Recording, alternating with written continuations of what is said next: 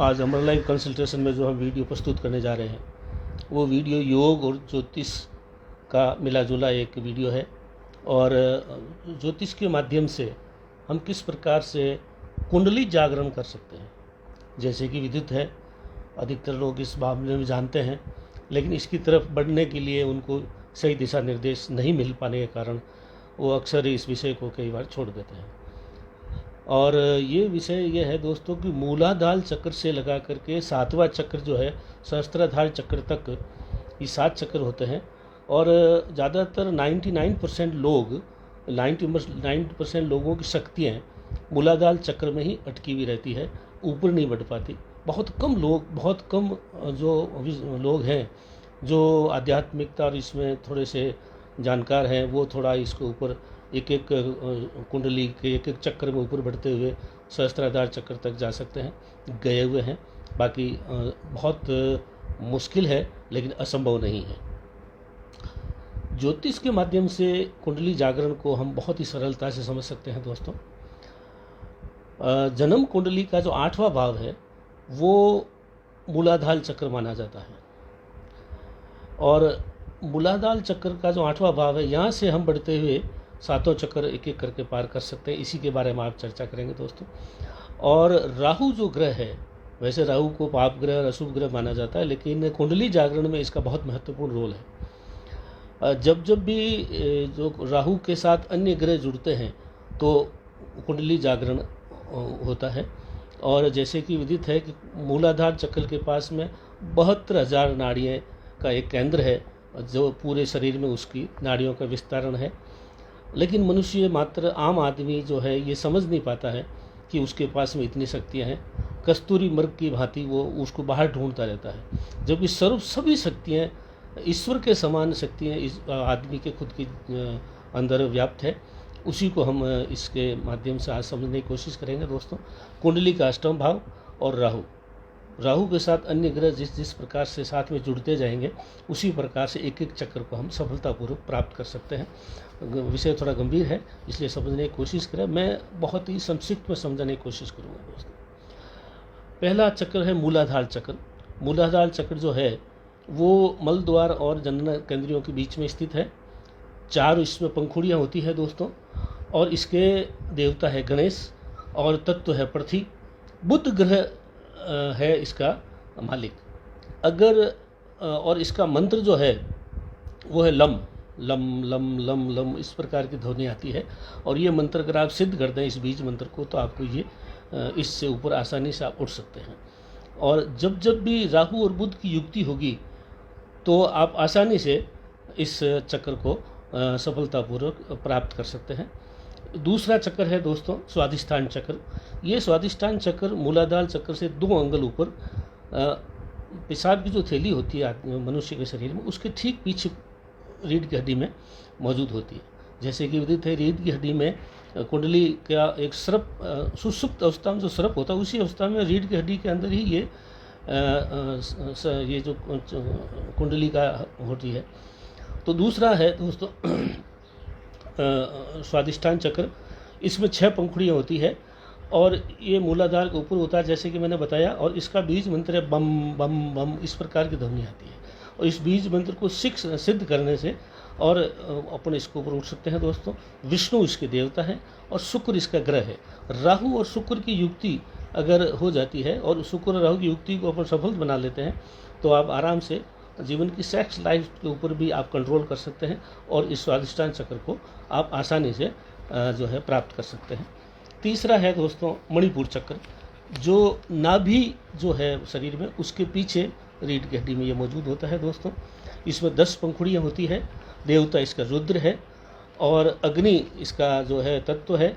और रम रम रम इसका बीज मंत्र है। और राहु के साथ यदि सूर्य जुड़ जाए, और सूर्य और राहु की अगर आप थोड़ा सा इसमें कुंडली में भी देखें और उसका दोनों का अगर आप प्रयास करें उनको जागृत करने का, तो ये मणिपुर चक्र आसानी से जागृत हो सकता है दोस्तों। उसके बाद में है चौथा जो चक्र होता है अनाहत चक्र होता है। इसकी 12 पंखुड़ियाँ होती है और ये हृदय के पीछे स्थित होता है, थोड़ा नीचे। और इसका बीज मंत्र है यम यम यम यम यम की आवाज़ आती है अगर बीज मंत्र आप सिद्ध करेंगे तो। और ये इच्छाएं कम करता है, इच्छाओं को कंट्रोल करता है। और इसका मालिक, इसका जो देवता है वो रुद्र है, तत्व वायु है दोस्तों। और मंगल और राहु की युक्ति होने से ये सिद्ध हो जाता है। तो इसको इस प्रकार से सिद्ध कर सकते हैं दोस्तों। और विशुद्ध चक्र होता है, 5वां चक्र होता है, जो यहाँ गले थायराइड की जो ग्रंथि है उसके पीछे रीढ़ की हड्डी में मौजूद होता है ये। और इसका बीज मंत्र हम इस प्रकार की आवाज़ आती है। और इसमें 16 पंखुड़ियाँ होती है। माया का जहाँ एंड हो जाता, जहाँ इच्छाओं को माया प्राप्त करने की जो एक आदमी की लालसा होती है वो यहाँ पर समाप्त हो जाती है। इसका तत्व आकाश है, देवता इसके पंचवृंद देवता है। और चंद्रमा राहु के साथ युक्त हो जाता है तो ये यहाँ पे एंड ऑफ द माया, माया के बारे में एक आदमी की इच्छा शक्ति समाप्त हो जाती है। वाणी बहुत प्रभावशाली हो जाती है अगर ये जो है विशुद्ध चक्र जागृत हो जाता है तो वाणु प्रभावशाली हो जाएगी और व्यक्तित्व प्रभावशाली हो जाएगा। प्रखर व्यक्ति, मंच संचालक, नेता, लीडर, इस प्रकार से चीज़ों में आ सकता है। छठा है आज्ञा चक्र। ये दोनों आँखों के मध्य यहाँ पे बिंदी या तिलक लगाने की जो स्थान है वहाँ पे आज्ञा चक्र होता है दोस्तों। और ये ओम इसका बीज मंत्र है। और सच्चे गुरु की तलाश या ख़त्म हो जाती है, सच्चे गुरु से मुलाकात भी हो जाती है।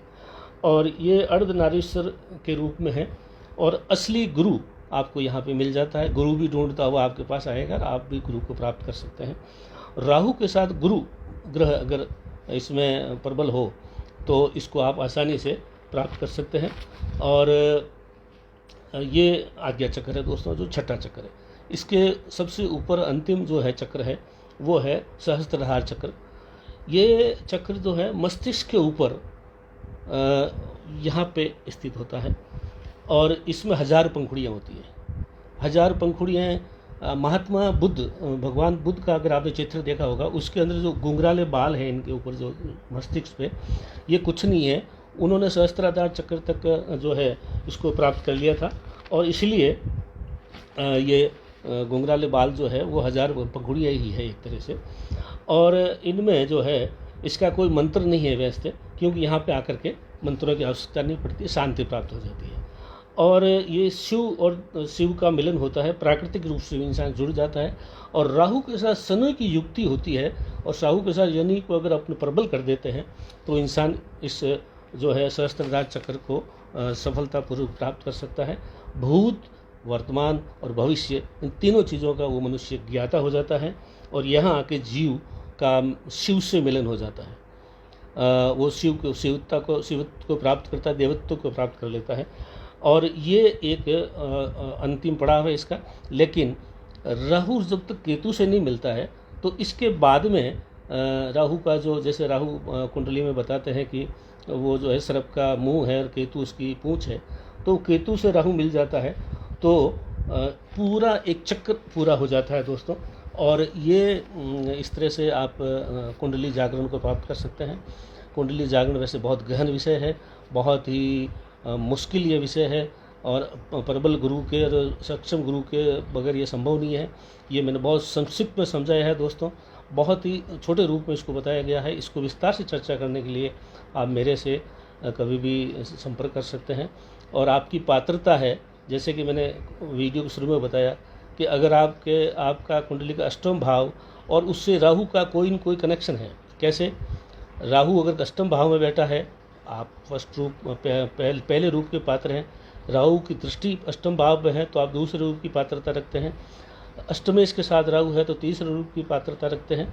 और अगर गोचर में राहु है तो भी आपको इसकी पात्रता मिले। बगैर राहु और अष्टम भाव के कनेक्शन के कभी भी कुंडली जागरण संभव नहीं होता है। कई लोग ताउम्र कोशिश करते हैं लेकिन उनकी कुंडली जागरण सफल नहीं होती है। तो जन्म कुंडली से पता लग सकता है कि आपका राहु और अष्टमेश भाव के साथ में संबंध किस प्रकार का है, आपकी कुंडली जागरण सफलतापूर्वक हो सकती है या नहीं। यह आज का वीडियो था दोस्तों। विस्तार से जानकारी के लिए मेरे मोबाइल से संपर्क कर सकते हैं।